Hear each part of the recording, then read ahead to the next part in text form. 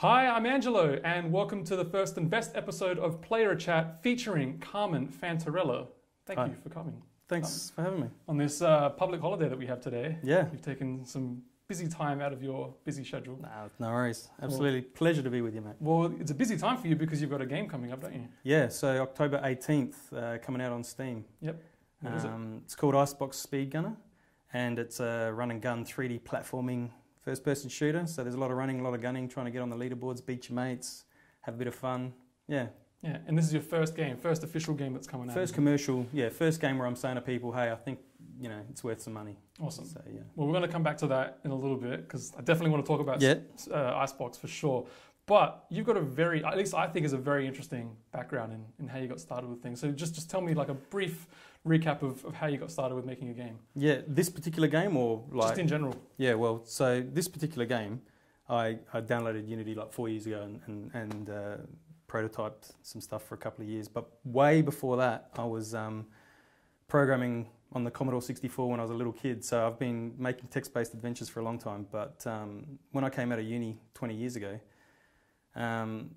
it was a bit different to what it is. The landscape, the indie gaming landscape was different. So I didn't have that sort of opportunity to just say, oh, there's a Steam, there's a distribution platform. I could just straight away, I've got a connection with the market directly and, away I go. Got tools like Unity and all these sort of things. Mm-hmm. There were a few companies like Ratbag around at the time when I was coming out of uni, and I was about to apply for a job there, but DSTO, which is the government Defence Science Technology Organisation, offered me a job before I'd finished uni, and it was like a nice safe job. I was an electronic engineer, so I decided to take the safe route for a while. Yep. I never really wanted to gamble everything on, taking a chance at making a game, and if it didn't pay off, I'd be out on the street. So I sort of went a bit more traditional for a while, did that for a number of years, got a bit sort of... I guess lost the motivation of working in an office. I felt like I wasn't in control of my own destiny. Mm-hmm. I remember I put in for a PhD and waited about a year and a half for a response, and still hadn't been given a sort of approval. And then I'm just like, is this how the cogs of this machine work? Yeah. Really nice people that I worked with, but it's such a big organisation that everything just moves so slowly. And I was just, I had to go out and try and take control of my own destiny in a way. So I went and became a software contractor for a while. I was contracting for a bit. That was much the same. It was like hired, you'd go in someone's office for a while, but it was the first step. I became my own boss. And then from there, my dad's a retired tiler. And so right from when I was high school days, all my school holidays were out, on the tools and stuff. So I was pretty handy around the tools. So we bought and sold and renovated a few houses. Sounds like a very European upbringing. Going out with your parents, the family beers. Absolutely. You don't get to mess around. But my parents live up in the hills, so I was always outside messing around. So so I thought those sort of things gave me the opportunity to sort of have a bit more control of my own destiny. If I worked really hard, maybe I'd be able to make enough money to be able to do some of the things I really wanted to do. Yeah, absolutely. But it took. It's 20 years since that happened, maybe 15 years since I sort of decided, maybe I might have a crack at, making a game. We had a child, he's 6 now, and all these things sort of happened. I turned 40 last year. So all these things have happened, and it's like, now it's now or never, and everything was sort of lining up, and like I said, nowadays we've got things like Steam, so I felt like there's actually a route from making a game to actually getting it into people's hands that wasn't there before, as an indie developer anyway. So all of those things started lining up slowly, and 4 years ago I downloaded Unity, started prototyping with it while I was building the house that we're living in now. 2 years ago we finished the house. I started connecting with game developers. I found out there was a community here in Adelaide, connecting with people like Chris Johnson and a few others. Who's been on the show before, by the way? Yeah, beautiful guy, and I thank him for sort of introducing me to the community, because it's because of him, and now with ARG, and we've got IGDSA, what is it? IGEA? Yeah, SA, and then there's the SA branch. It's like it's got another couple of letters on the end. Too many acronyms. Yeah. So now starting to get involved with the communities and stuff, and having that support network. But at the start, didn't even know there was a community here in Adelaide. So it's really been nice to have that community. And then, like I said, a couple of years ago, I started getting feedback from playtesting sessions and so on, and a few game developers and stuff. And I said to myself, okay, this bit here is going to become the game.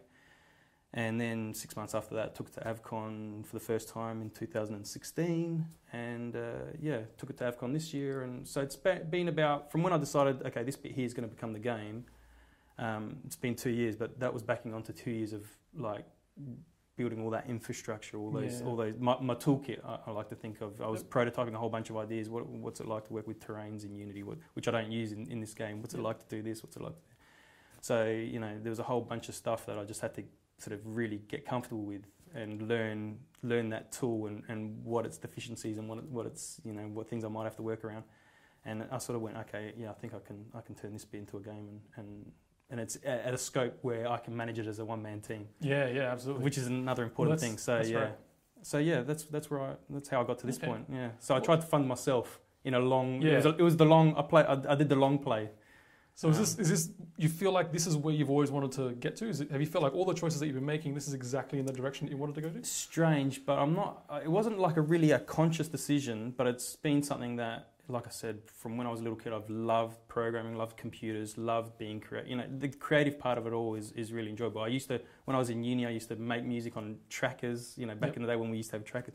Just love all that stuff. And game development just seems to be one of these things which it can scratch all of those itches. Like, you can do art, you can play around with music, you can do the technical stuff that's involved with the programming side of stuff. There's just so many different disciplines that you can have a crack at. Yeah, for sure. And for that, I really enjoy it. There can be like lots of grindy periods where you're just working hard and doesn't feel like you've got anything to talk about or show or whatever, and that's where it can test you. And in a way, that's another reason why I really enjoy it, because I want to test myself. I really want to, at the end of it, I want to feel like I gave myself a challenge and I came through the other side. Yep. So that's another reason for it, not just the things it can give me, but also the challenges it can place in front of me.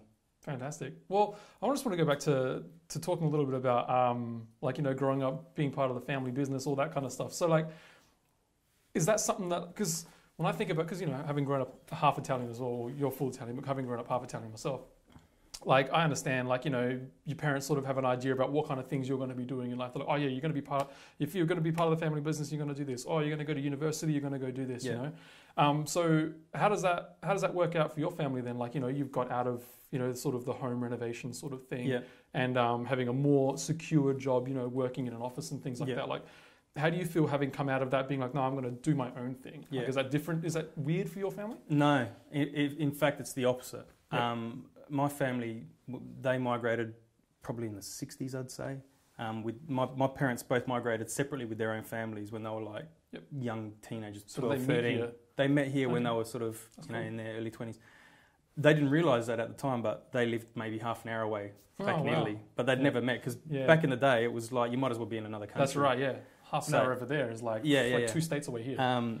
But because of the decisions they made, and my grandparents as well, I think of them as heroes, because they came out here, and if it wasn't for them, I wouldn't be having this chat with you right now. They've created opportunities for me to do things, and I sort of want to honour the hard work they did by saying I'm going to have a crack at doing something a little bit different.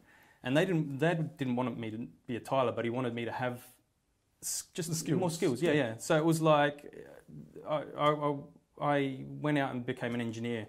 Electronic engineer, or that's what I studied, and they were all for that.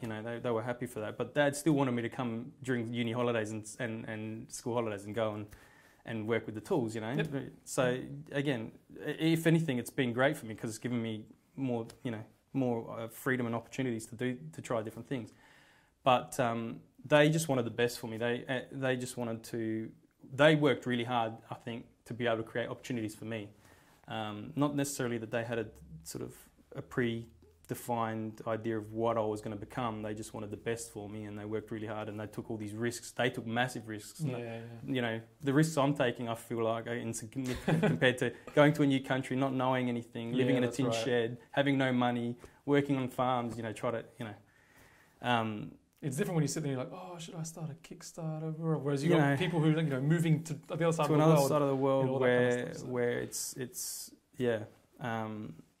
That was I still think that's one of the most impressive things I've ever, and the refugees that come out now, I sort of appreciate in a way, even though I didn't do it myself, I can see how my parents, and especially my grandparents, like what they went through. I can appreciate what they're going through. So take my hat off to them, and I really appreciate the risks they took, because it gave me these chances to have a crack at things. And so in a way, I wanted to do it to say, rather than just go and do something stable and safe and all that, I wanted to say, well, maybe I can make something different of myself, and it's because of what you did that I can have a crack at doing this. So right. I'm going to try and have a go at it. Okay. That's great to hear that. Then I guess you have to show them this episode.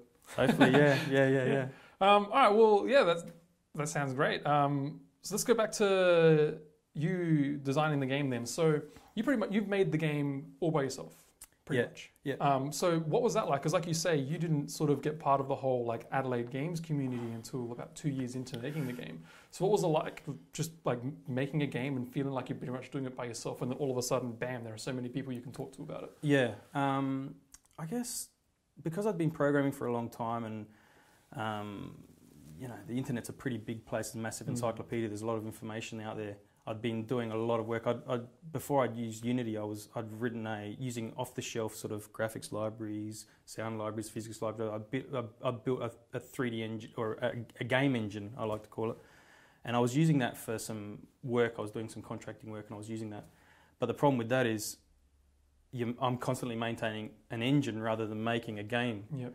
And when I got to the point where I had to start making it sort of cross-platform and making it run on different things, and every platform's got its own unique sort of peculiarities, and then having to manage all of that just became like, oh my god, it's just gonna be a maintenance nightmare, right? Yeah. So I was like, it was at that time when Unity was just starting to get around, and I was like, wow, there's this tool now where I can just press a button and I can publish for a Mac or PC or whatever, and now it's even more than what it was back then. There's consoles and all sorts of stuff. I was like, wow, there's a team that'll do all that hard work for me, and I can actually concentrate on making the game. This sounds good. So that was sort of one of the reasons why I sort of decided to investigate it. Mm-hmm. But yeah, making the game, I guess that encyclopedia, that internet connection. There's if you're happy to hunt around and take your time, there's pretty much everything out there. You just have to go and research it and work hard and grind. And as you can tell, I'm not afraid to grind something out for years and years. I'll just chip away at it. So that's what happens. I just sort of teach myself. When I went to uni, we did a bit of programming, but most of the stuff I'd learned even before that, and even when I went and became a software contractor, was sort of stuff that I'd taught myself that had evolved. And maybe some of the rough edges I managed to pick up from either other developers, or maybe there was a little bit at uni that I learned. But uni's pretty broad. It's like, especially electronic engineering, we didn't do that much programming. So it's just been one of those things that you just hone your craft over years and years and years and years and years. But now more recently, just having things like playtesting sessions and stuff, it's great to get advice and feedback from designers. But personally, I want to get advice and feedback from not just designers, because everyone has their own sort of perspective. Yep. Like game designers are looking at it from one angle, and just a gamer, or someone who doesn't even game that much, they all have different perspectives. So it's trying to get all those perspectives, and then use myself as the filter to decide what it is that I want to create after. That's right. Yeah. All right. Cool. So if you say 2 years ago you didn't stumble upon the Adelaide game development community, do you feel like you could have finished the game by yourself? Would it have taken longer, or? Yeah, maybe I could have finished the game. I don't know if I would have finished the same game. I don't know if I would have finished as good a game. I feel like there's been a lot of I remember back in the day, I can't remember who I was speaking to, but someone was saying and I'd already started finding the community, but someone on Twitter or something was saying to me, find a community and get involved, because that connection with other people really has an impact, and it does. Being in isolation, sometimes you just don't know what you don't know. Yep. And so when you start interacting with other people, you get people tell you about something else. Have you thought about this? Not just about the game design, but just all sorts of things. Like I'm now interacting with different communities, and getting advice and feedback from a whole bunch of people, not specifically to the game, but the broader scene in general. Yep. And all of that sort of contributes. Like it just has an effect on your mindset, and that all helps go in the right path. And I feel like the thing I like about it as well is I hope down the track I'll be able to sort of help other people the way I've been getting help. Yeah. Pay it forward. Pay it forward, yeah. Okay. Well, so what was it like just discovering this community? And do you think that like there's room for the community to expand in Adelaide? I mean, like I've only just stumbled upon it myself a couple of years ago, and finally being part of it and meeting people and things like that. So how do you think, the Adelaide one is different to the Melbourne one, and do you think it could sort of grow in different ways? I think it could. I'm not sure how to compare it against Melbourne. I guess Melbourne's a bit more established, so maybe we've got something to see where we can get to, maybe. Yep. Or things that we can pick and choose things that we like from how they've set themselves up. But I know that when you put a flagpole in the ground and you sort of say, hey, we've got a community, people suddenly realise, oh wow, I'm not by myself, and that's sort of how it felt for me. Once I realised there was a community, it was like, oh wow, and then everyone gets attracted to that same place. Sounds like there's things like game hubs that are going to start up. There's going to be communities where game developers can get together, cross-pollinate ideas, support each other, bring in more business. There's things like that happening in Adelaide. We've got a couple of social groups like ARG and the like.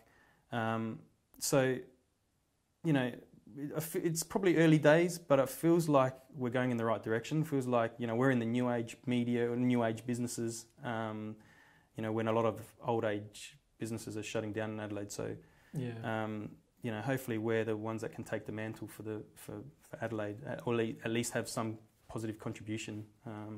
Because I like where we live, and I hope that it does well, and we've got some prospects for the students and younger generation coming through, that they can see, there's actually a thriving community here, that we don't have to go somewhere else. We can raise up our family here and work here as well. So now that you bring up students and things like that, I just realised you didn't really study game design or anything like that, did you? No, not at uni. No, not in any official capacity. It's all been, like I said, I'm one of the old school guys. I'm like the old self-taught dudes. Yeah, that's right.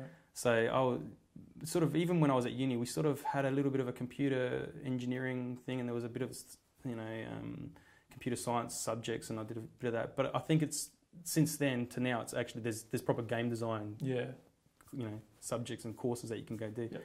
I sort of came through that old bedroom coder type. Yeah. So what did you grow up playing in that case? Did you have consoles? Did you have PC? I had PC. But I missed the whole. I was talking with this about someone else. I feel like I've missed out on a whole chunk of gaming, because I was going through uni when the NES and all those sort of things, people playing Mario's. I played a bit of stuff on the old, the little flip ones. Yeah, Game & Watch. Game & Watch stuff. I played a bit of that, but I missed out on all that stuff. So I went from like Commodore 64s to, we had we had a Macintosh.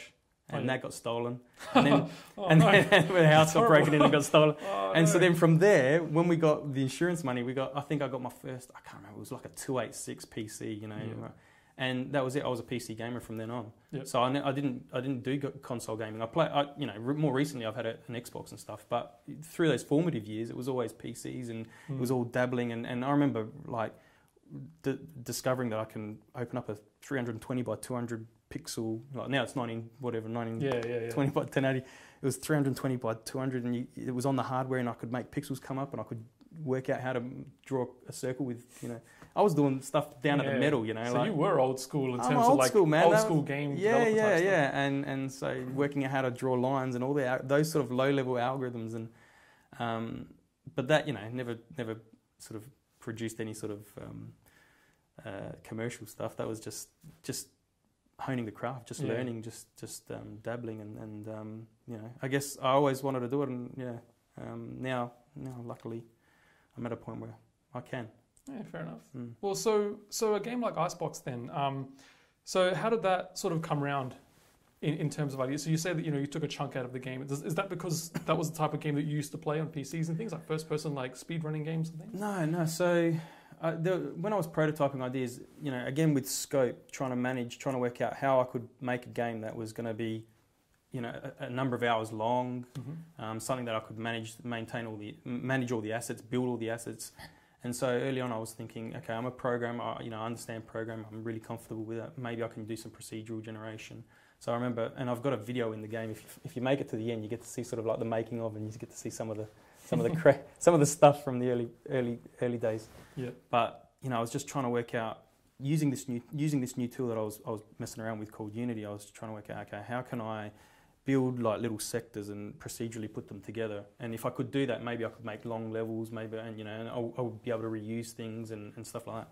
So that was one of the prototyping ideas. And then I went, okay, is that going to be enough of a game, just having people racing through this sort of stuff that's like almost like a racetrack? And I was like, okay, maybe I need to have a hub world where and that's sort of where I was exploring like terrains, and I thought maybe there'd be a bigger story where they could walk around in this world, and then they'd go into these portals into these worlds. And so I was trying out all these different ideas, and but it all sort of originated from this procedurally putting a track together and trying to get to the end, which is now what's become the core of the game. So why did you choose a first-person shooter then? Why don't you choose like a kart game or something? Or even a car game or something. Yeah. Maybe it was because I liked, when I was prototyping, I liked the idea of first-person shooting, but also I liked, back in the day, I liked things like Doom and Wolfenstein and Duke Nukem 3D. They were the games that I played on the PC, with my mates. So, mouse and keyboard, headshotting people was just like super fun. I'm not a big multiplayer gamer. Yeah. I sort of don't really connect with the communities, you Yeah, you either have to be. I completely agree. Yeah, so I sort of miss out there a bit, but I do like games that are single player, like have a story to them, and all those sort of first person games. But back in the day when it was like Duke Nukem and all that, it was just me and my mates from uni. Like we'd all get. I remember on the uni computers, we'd all get on and have a crack, and then eventually that got shut down, so we weren't allowed to do that anymore. But yeah, bring computers to each other's house and have little mini LANs and stuff. So yeah, it's just good fun with your mates. Like I like that much more than just playing with random people on the internet. Yeah. So that was always one of those things, and I guess maybe that sort of had a big contribution to play because it was something that I really enjoyed. And you need to work on things that you really enjoy, because there's lots of grindy periods where it's going to test you. And if you're doing something that you don't enjoy, you're going to have a lot of opportunities to say, I'm going to quit this. I'm not finding it fun anymore. Yeah. Well, let's talk about that then, because you were talking earlier and you were mentioning how there's a lot of grinding in terms of like game development. You're just there for like a few months just fixing bugs and things like that. So how did you get yourself through those types of things? Because there are a lot of people out there who are making games by themselves who probably get to that point and they're like, screw it, this is too hard. I'm going to put it on the back burner for a year and then they just never come back to it. Like, how do you get through something like that? I always say that I take my hat off to anyone who's made a game and published it and put it out there to market, because there's so many opportunities along the way, especially your first time around, to just say this is all too hard, or you come across something that you didn't expect you'd even have to work on, some technical issue that, when you're prototyping, don't even use it. Yep. And so there's so many places where you say, oh, it's all too hard, and it becomes a question, then a test to say, is this something that you really want? Do you really want this? And there's things like, once you've got over that hill and you've made the game, I feel like there's a lot of things that you've now got in your toolkit for the second time around, whether it's established connections or dealing with distributors or publishers, that you might have all these things that you don't need to do the first time around. But when you're making the first game, everything's a first, dealing with trademark issues or the questions behind it, dealing with Steam and international companies and tax, withholding tax, all these sort of things that you sort of don't even think about when you're prototyping. Just want to make a game. I just want to make a game. And then you hit this and you're like, I didn't want to do this, you know.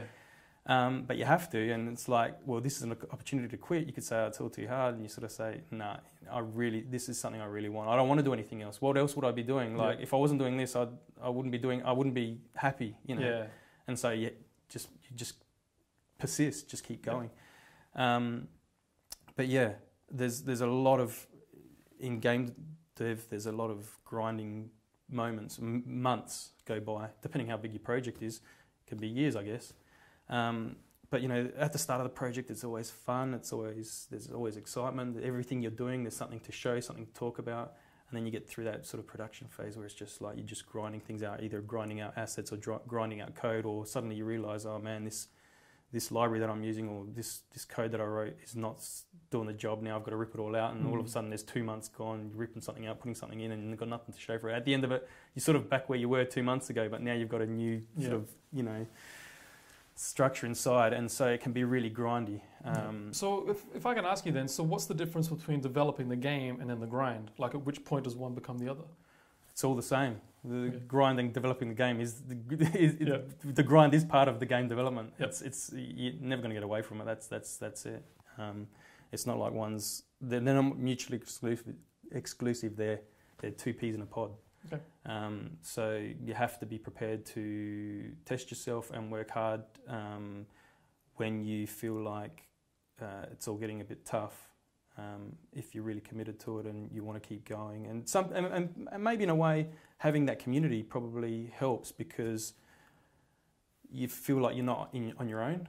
Feeling on your own is probably makes it even harder. So knowing that you've got people, helping you out, people who sort of got your back and keeping you motivated and telling you, we all feel this. It's okay to feel this. That's normal to feel this. Don't feel like it's wrong to feel this. That's expected, and you just If you give yourself permission to feel that, sometimes to feel like disheartened or to feel overwhelmed, and just say, yeah, you know what, I'm a human being. It's normal to feel all these feelings, and I'll just accept that, embrace it, and hopefully turn a corner. Yeah. Wow, these conversations get real deep. We can get super deep if you want. Well, so there was a great question there that I had that I've just completely forgotten because I've derailed the conversation a little bit.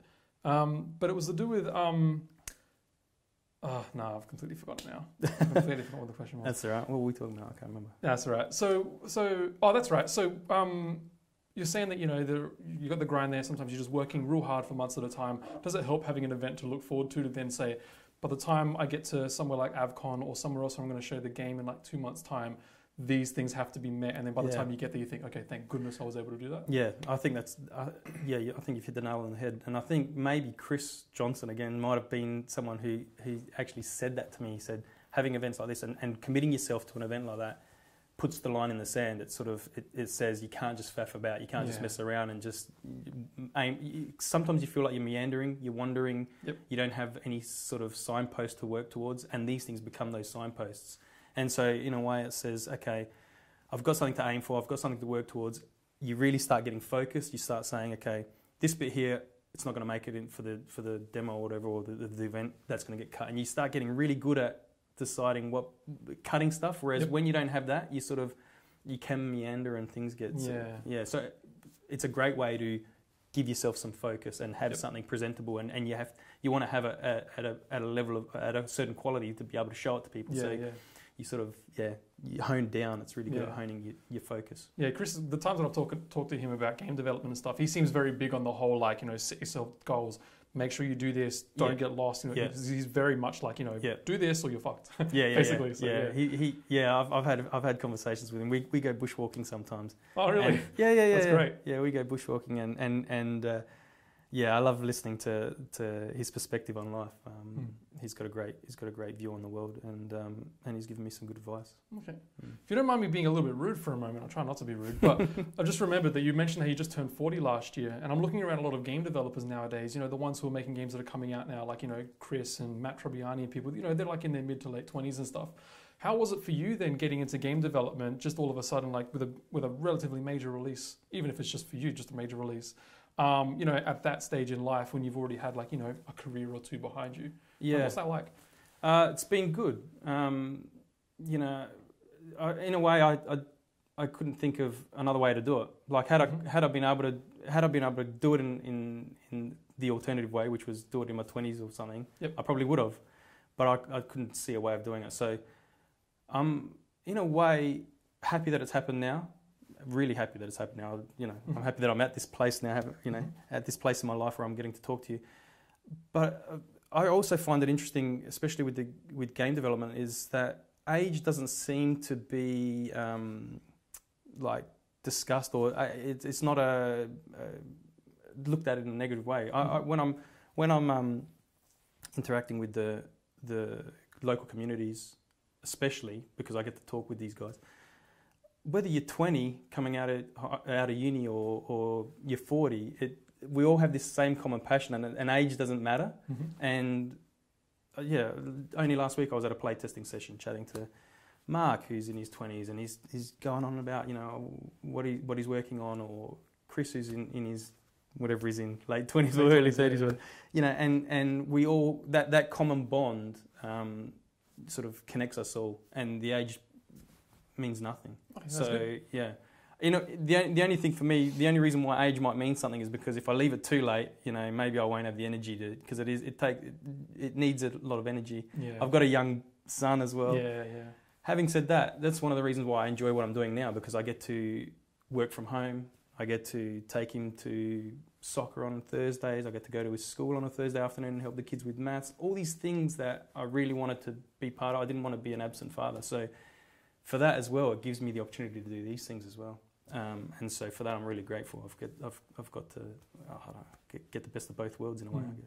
Well, yeah, if you don't mind me asking further, being a little more personal, like, so what's it like then in terms of, like, you know, your family life? I mean, again, having a career and things like that, and having relatively more stable work, and then deciding, look, this is what I'm really passionate about. I really want to make this game. This is something that really drives me. You know, is that something that, like, you know, for example, your wife was like, look, okay, yeah, we can make that work. Yeah. Well, so we had a lot of conversations about where we'd want to be. You know, when we were having a child, I've been married now for 17 years. I got married in 2000. We got married pretty young. My wife's from England and she was travelling around. We met each other. So we've had lots of conversations about where we want to be in the future, and when we had a child, how would we want to be. So we wanted to try and set ourselves up financially so we'd be able to enjoy having a child, you know.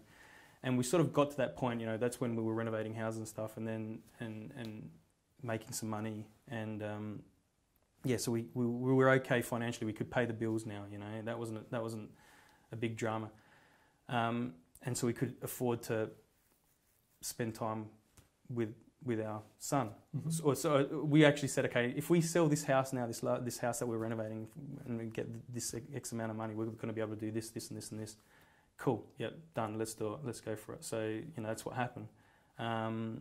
So she was always on board. She's a travel consultant by trade. She still helps. Okay. She still does a little bit of that. Yeah, it was always about, first and foremost, what we wanted to, how we saw our life, and then everything else had to sort of facilitate that. So your plans in your head don't always come to fruition, and probably the one that I had in my head, it hasn't been the one that's resulted, but you set yourself up some goals at least, and you try to aim for them, and you shoot high, and you know, maybe you end up somewhere in the middle, but that's still okay. And so that's sort of what we're doing. We're still, you know, still shooting high and see what happens, you know. But so far, it's been really good. Well, that's great to hear. Because, like, yeah, the reason why I'm asking you questions, mostly for me, not even for them, really, is because, again, like, you know, I turn 30 next year. I turn 29 in a couple of weeks. So already, even though I'm considered quite young compared to, you know, someone like you or something, but I'm still sitting there thinking, I'm too old to consider a career change. I'm too old to do these things. I've been teaching for 5 years. That should be my career, blah, blah, blah, blah. And, like, you know, hearing that, you know, someone like you who's like, no, this is what I want to do. I want to make a video game, you know, and it comes out, you know, it's just like, it gives me hope. At least. So it's good. And I'm sure there are other people out there who are similar. I hope so. I'm glad to hear it. I think, nothing's going to happen instantly, and make sure you're happy to work for a long time for it. But if you're happy to do that, and sometimes take small, like, I think what I've done, I've tried to take small risks. Like, I never felt like I was taking any big risk. Even though it sounds like I've done a lot of risky things, it was like once I've got enough money from software contracting, then actually we were doing it at the same time. I would buy and sell a house, and we had a small deposit and a reasonable mortgage, you know, when we first started. And you sort of just didn't buy a big house, just started small. And, you know, you try and do the smallest things you can. And it's not easy to say, but like it took me 10 years of building up money to be able to start renovating houses and stuff, you know. And again, all of this stuff, like I said right at the start, it's all because of my grandparents and my parents making the decisions they did to even give me these chances. So I'd be nothing, you know, without those things. So you need lots of people to help you out. But at the same time, you've got to honour the hard work that people do to help you out by doing hard work yourself. You know, that's how I think. I think I need to honour what they've done by working as hard as I can to say, you know, I'm not going to waste all those opportunities you gave me just by sitting around and, you know, watching TV or something. I really want to try and say to them, thanks for giving me this chance. I'm going to take it by the horns and have a crack. Absolutely. Yeah, that sounds really good. I told you guys he's got an interesting story. So every time that I've talked to you, I'm just like, man, this guy's just so interesting. Every time I hear so maybe it just sounds interesting. It does to me at least. Maybe not. Maybe I'm not that interesting. No, I think you're very. Once the camera turns off, that's right. Get out of here. Let's start talking about ICEBOX, and we touched upon. We've talked a little bit about it. So what is the game then? It's called ICEBOX Speedgunner, right? Mm-hmm. So basically, because I played the game last year, we first met at that weird Mario Kart tournament over at Titanium Arena or whatever. Yeah. It was a very strange event, this big sort of e-sports event, but it didn't have many people going there. But they had some displays there of different games and things playing, and that's when I first came across your game. Yep. And it looked a little different to what it does now. Yep. Like now it's a little more like the polish is definitely there. So when I was playing it, it was a lot of just basically getting from the beginning to the end as fast as you can, doing some cool stuff along the way. So so what is the game? So I call it a run and gunner, 3D platforming FPS. So you're racing through procedurally assembled levels. They're sort of handcrafted sectors that are put together procedurally to make a level. You're timed and you're trying to get to the end of the level as quickly as you can, as efficiently as you can, keeping your health up, keeping your resources up.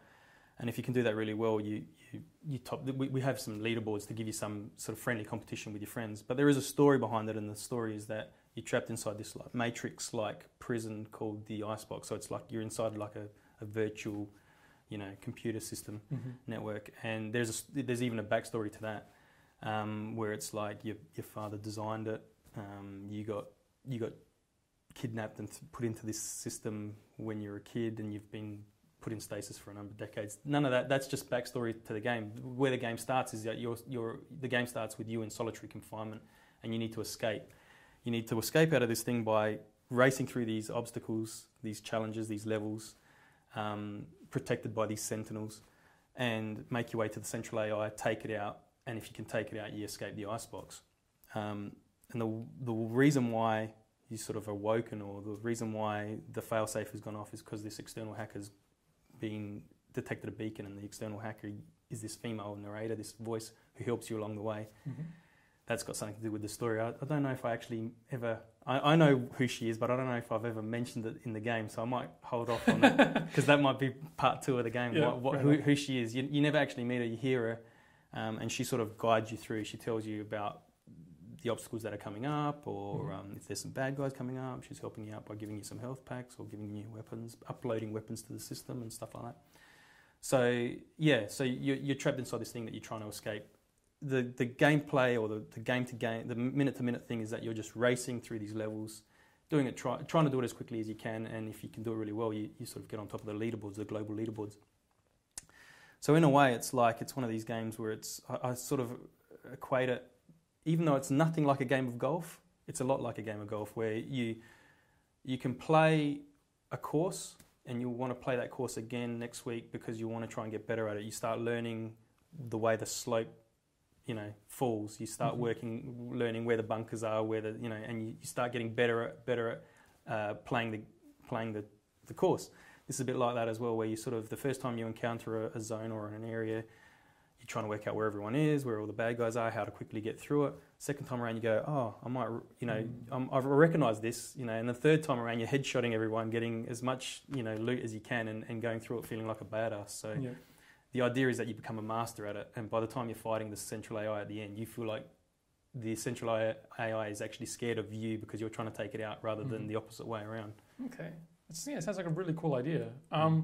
So you mentioned that it's procedurally generated. So in my mind, whenever I hear people talk about procedurally generated games or whatever, or procedurally generated dungeons, I immediately think, so the game, as you're moving down, on screen is one section, as you're moving down, the game is just putting together the game, other parts of it as you go. Is that basically what's happening in ICEBOX? In mine, it's like, it uses, I like to call it like a recipe. So I've got this template or a recipe for each level, and I say it needs to have certain themed sectors at certain points in the level, and they need to be filled with certain things. And so what happens is the level gets created at the start. When you load up, the level gets created, the recipe gets created. It knows exactly it's going to put this block after this block, even though it hasn't loaded it into the world.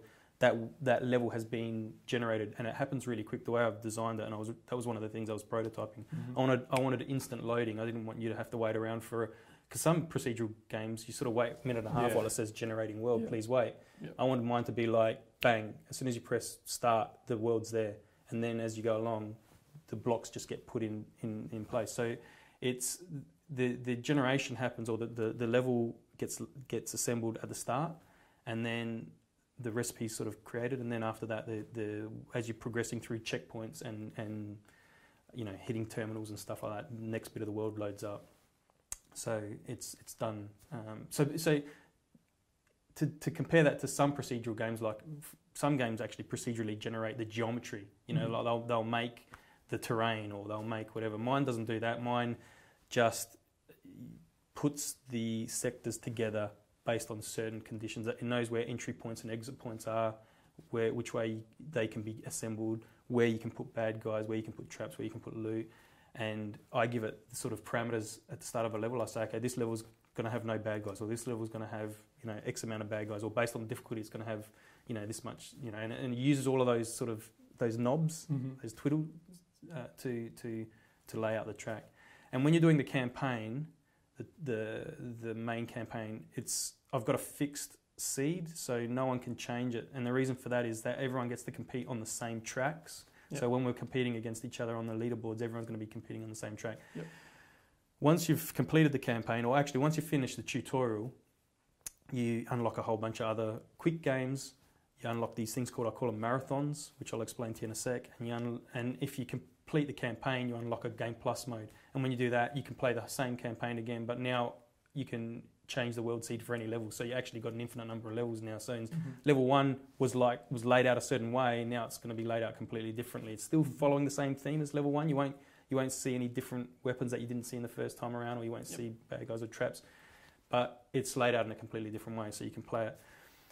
The marathons is something that came out of when I was prototyping. I can actually make the whole campaign, this whole 20-level campaign, I can put it back to back using the procedural generator. So there's actually no loading screens. You can play the whole thing from your prison cell to the central AI in one crack. Oh, okay. You can do it in a 25k level, 50, 75, 100k level. So you can be playing for an hour and a half, 2 hours without any loading screens, right from your prison cell all the way to the central AI, take it out, and basically play the campaign in one sitting. Okay. That one has checkpoints.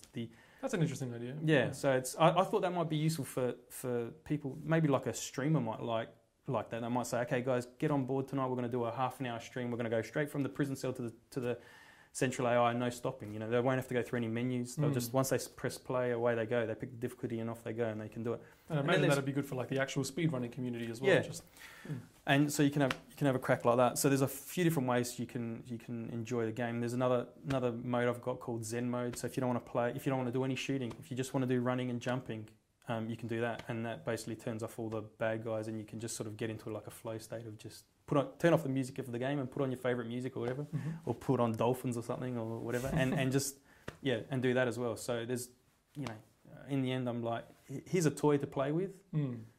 Play with it how you like. So. Yeah, it sounds like you've thought a lot about how people can play this game, how they can tackle different things. Hopefully different people will take from different things, hopefully. So again, just because I'm dumb, going back to the whole procedurally generated thing, so does that mean that every time you load up a level that is procedurally generated, it is different? Or is it just like it's still sort of the same, but little nooks and crannies might be different? Yeah, so if we're using, like, let's say we're doing, Game Plus mode, Game Plus level 3 or something, that's going to have the same theme. You're going to see the same sectors, but they might be laid out differently, and they might be populated with different things. But those sectors that you'll see on that level, there's a handful. There's a group of sectors that I say you can use, or that I tell the procedural generator it can use at a certain point. So it'll say, okay, I can use that. I need to find a sector that turns right at this point. So what options have I got at this point? Okay, look at the weightings of them. This one you're telling me I can use this 30% of the time for this level. This one you're telling me, okay, I'll pick that one. Based on percentages and stuff. It says, okay, I'll pick that one.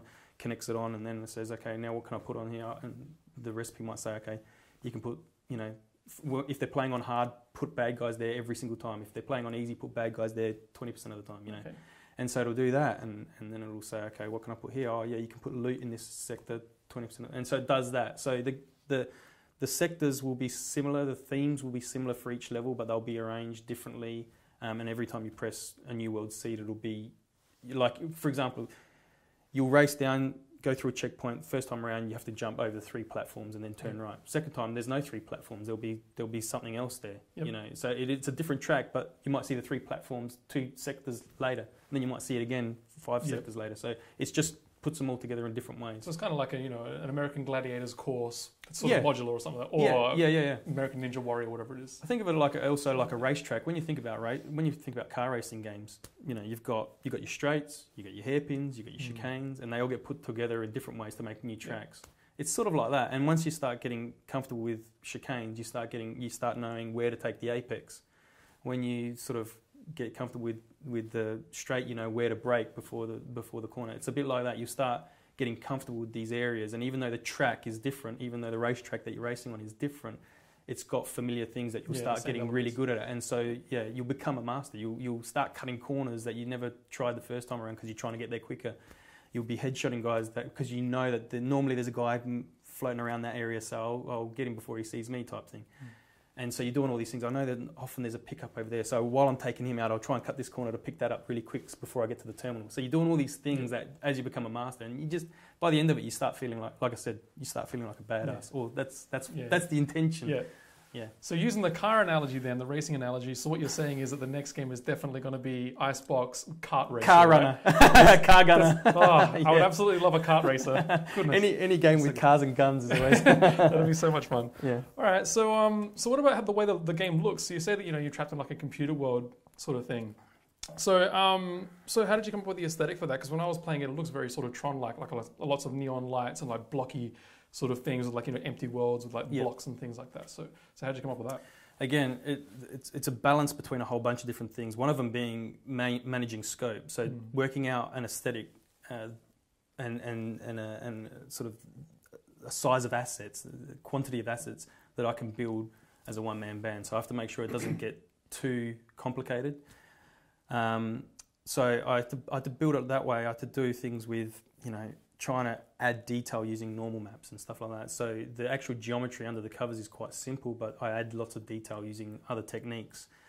And then I used other games as influences, games like Deadcore and stuff when I was prototyping back in the day, if people have played that. That's a true speedrunning game. You have a gun in that as well, but it's less sort of shooting bad guys and running around, and it's much more platforming. And it's not procedurally put together, it's just fixed levels. But that had an influence on me as well. So there's a few games when I was prototyping that I thought, this is going to have an influence on the game. And there's also actual practical reasons why the game ends up being the way it is. Because when you're, like for example, with my game, you're jumping on platforms, and 3D platforming is notorious for being hard to do. People often say I can't see my feet or whatever. I needed to make sure the platforms were plenty big enough that you never had that question. I use things like double jumping to make sure if you miss a platform, you feel like you're never going to fall off the edge. You've always got that second chance. That was one of the reasons for having double jumping. There's things like glitch mode as well, which is like this free flight mode, which is always like a get out of jail free card, but it's also like this slow-mo mode. So again, you feel like a badass because you slow everything down and you're headshotting guys left and right. So there's all these considerations that go into making sure that you never feel like you get a cheap death. And along with that, with the aesthetic, was making sure these platforms were big enough, but also, you're talking about the Tron thing, having bright lights around the edges of the platforms and on the platform. So when the lighting goes down, because there's a day-night sort of cycle, you can still see where you're trying to land. You need to make sure that the players never have to think twice about, am I going to land on something on the platform? It needs to be visually really obvious, because you're racing through. You don't have time to just you're not taking your time. You're racing. You need to know where you're landing or where you're about to land. So there were all these reasons for the aesthetic to be the way it was, trying to make it then look beautiful as well as be functional. Is that, I guess, is what part of my job. Yeah. Okay. All right. Well, interesting. Well, we better start wrapping some things up. So. With ICEBOX then, so the game's pretty much done at this point. You're just doing some back-end stuff, making sure the game runs, all those types of things. But what does this mean for ICEBOX in the future? And is there anything else that you're working on right now? So afterwards? Yeah, so the ICEBOX is coming out on Steam October 18, coming out on PC to start with. I wanted to sort of take small bites. Being one-man band, didn't want to bite off more than I could chew. I want to make sure that I get that out and it's working okay. I've tested it on PC and Linux before, but I want to just make sure that everything's working okay with the PC version before I sort of release those. So that'll probably be the first thing I do. And also I've got a version that runs off of Steam, because some people don't like playing with Steam. Playing on Steam, fair enough. I've got a version that uses you can play offline, which will just use local leaderboards, a bit like the old arcade machines. So you could have all your mates come around and everyone could just play and sort of compete against each other on a local leaderboard. But there's also Game Jolt, which is another indie game site, a bit like itch.io. But the thing with Game Jolt is it supports leaderboards. So I've already hooked into its back end. So I've got a version that you'll be able to buy from Itch or Game Jolt or something like that doesn't even talk to Steam. So you'll be able to play for people who don't want to, that's a small market, but I've got all these things ready to go. So once I've got Steam going and it's rolling and everyone's happy, I'll start rolling out to all the other sort of platforms, distribution platforms, and to the other platforms like Mac and Linux, and then we'll see how we go. If the reception's okay, maybe I'll investigate taking it to a console or something like that. I know some developers in Adelaide who are doing that with their games, so they've been very kind and generous to say that they'll help me if I need to go down that path, give me some advice. So again, awesome. That's another reason for having a great community. Everyone starts helping each other out with that sort of stuff. So I'll work down that path, and then there's other game developers who are working on games at the moment who I might be lucky enough to work on as well. Maybe get a name in the credits on some of those. So that none of that's happened yet, but it's looking promising. So that's going to happen, and then I'll be prototyping ICEBOX 2 or the Retribution or something. Yeah, definitely the kart racer. Yep. Yeah, the cars and guns. Yeah. So we'll see how it goes. So no plans for like DLC or expansions or anything like that. Like this is ICEBOX. You know what? It depends on how the reception is. Fair enough. If people love it, man, I'll give them more of what they want. But if it's sort of, and it's hard getting noticed. It's really hard getting noticed out on Steam. There's like 250 games coming out, whatever it is, every week on Steam. So it's hard to break through. So, and I'm a nobody. No one knows who I am. It's my first game. I'm not expecting a lot. So I'll just take baby steps, and I just want to make something that's really good quality, because if people don't hear about me the first time around and hear about me the second or third time around, maybe they might go look at my back catalogue, and I want that to be something I can be proud of. So, that's how I'm looking at it. I don't have any, what's the word? I don't think I'm entitled to anything. Like I have to earn it. Yep. So I'll just, whatever, if I'm lucky enough to do okay from it, great.